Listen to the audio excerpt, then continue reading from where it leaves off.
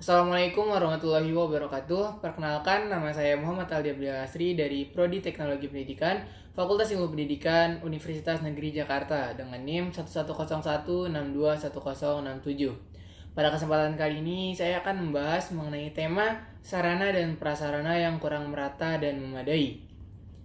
Seperti yang kita ketahui, Indonesia adalah negara yang terdiri dari banyak sekali pulau yang terbentuk dari Sabang sampai Merauke. Dari hal ini kita bisa memastikan bahwa pendidikan yang ada di Indonesia pun tersebar dari Sabang sampai Merauke. Tapi apakah sarana dan prasarana pendidikan yang ada pada setiap daerah itu memadai?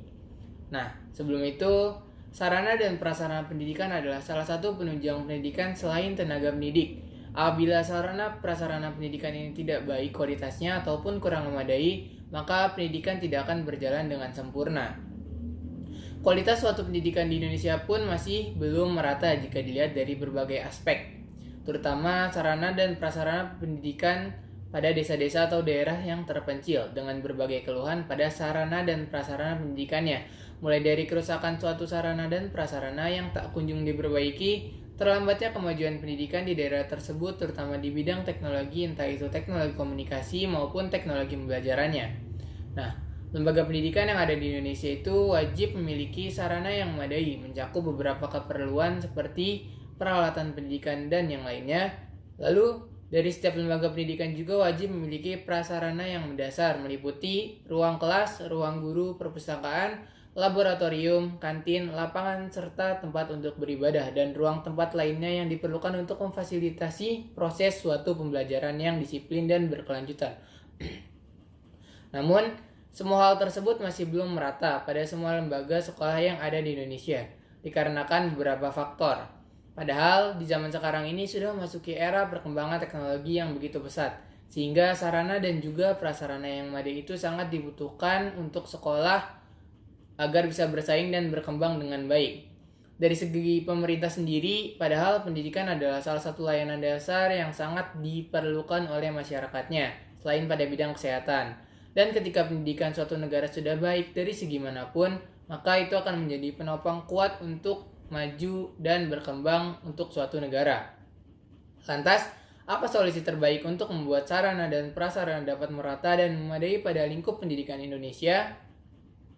Dalam mendapatkan sarana hingga prasarana itu bukanlah hal yang singkat, tapi kita harus melaksanakan 4M, mulai dari membuat, mengelola, menggunakan, dan merawat. Maka jika suatu pendidikan sudah melakukan M ini terhadap sarana dan prasarana yang ada, maka akan meningkatkan mutu sekolah tersebut secara tidak langsung dengan menekankan kepada profesionalitas dari setiap sumber daya manusia yang ada.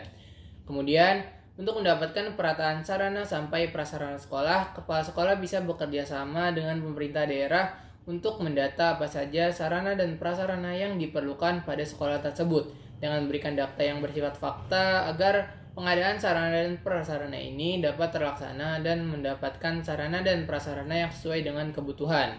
Selanjutnya, pengadaan sarana dan prasarana ini didanai dari 3 aspek. Yang pertama, pendanaan mulai dari dana pemerintah, dana SPP maupun dana bantuan masyarakat sekolah lainnya. Dalam hal ini, pihak tata usaha sekolah harus bisa memanajemen uang pendanaan untuk pengadaan sarana sampai prasarana sekolah harus dengan baik. Pengadaan supervisi sangat diperlukan untuk mengelola sarana prasarana. Seperti yang kita ketahui, supervisi adalah salah satu aktivitas pembinaan yang dilakukan secara profesional. Hal ini juga yang nantinya akan meningkatkan mutu kualitas pendidikan dari sekolah tersebut seiring berjalannya waktu. Selanjutnya, dalam pengelolaan sarana dan prasarana untuk pendidikan, diperlukan beberapa faktor dimulai dari perencanaan, pengadaan inventarisasi, penyimpanan dan penataan, serta penggunaan dan pemeliharaan hingga penghapusan. Karena jika semua aspek tersebut dilaksanakan, sarana dan prasarana ini akan sangat berguna dan sangat membantu masyarakat yang ada di sekolah tersebut, serta dapat meningkatkan kualitas sekolah. Nah, perencanaan sarana prasarana pendidikan adalah proses perencanaan dengan memikirkan apa yang sekolah butuhkan dan apa bisa dengan hanya minjam atau menyewa atau harus mengharuskan untuk membeli. Untuk pengadaan suatu sarana dan prasarana dengan memikirkan tujuan yang akan direalisasi jika ada sarana dan prasarana ini. Selanjutnya, setelah perencanaan dan pengadaan, perlu langsung dilaksanakan inventarisasi. Inventarisasi ini berguna untuk menghemat keuangan, mempermudah dalam memelihara, dan membuat terciptanya ketertiban administrasi yang sangat diperlukan dalam keberlangsungan sekolah, agar terciptanya perataan sarana dan prasarana yang memadai. Selanjutnya, penyimpanan, penataan, dan penggunaan sarana dan prasarana ini harus diperhatikan. Apakah penyimpanannya tepat, apakah penataannya sesuai, dan apakah penggunaan dilakukan secara baik dan benar.